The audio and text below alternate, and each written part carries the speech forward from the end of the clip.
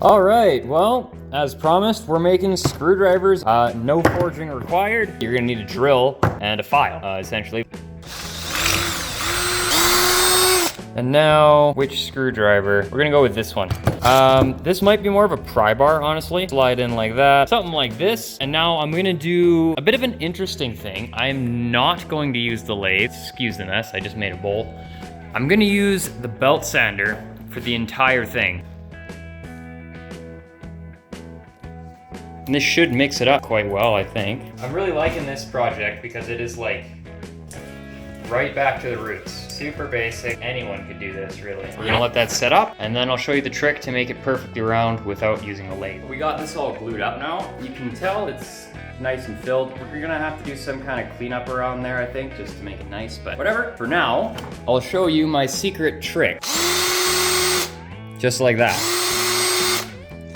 So,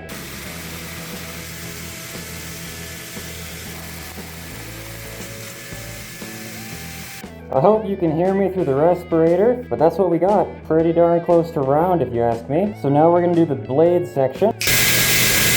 That's what we got. We actually left it quite a bit thicker than normal. You should check out that video too. It's a pretty cool one.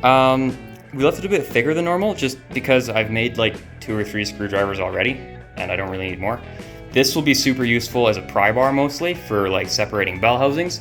Because as you guys know, I do a fair bit of work on vehicles. So we'll throw this in the vise and we'll just do some sanding. So right now it's 800 grit. Just gonna rub the finish in. Oh yeah, that looks really good. That's amazing. Poplar, of all the wood. Like really? I can't believe that.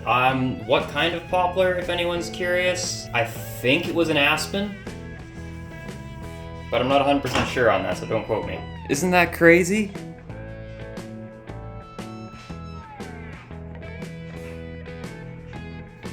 That's gonna be a pretty nice pry bar. It's gonna be a very nice pry bar, actually. This is what we got after the 1200 grit first application. It's nice and dry and matte like it usually is, so we're gonna hit this up with 2000 grit and give it one more coat. That's what the screwdriver is basically gonna look like when it's done. They're pretty neat looking things.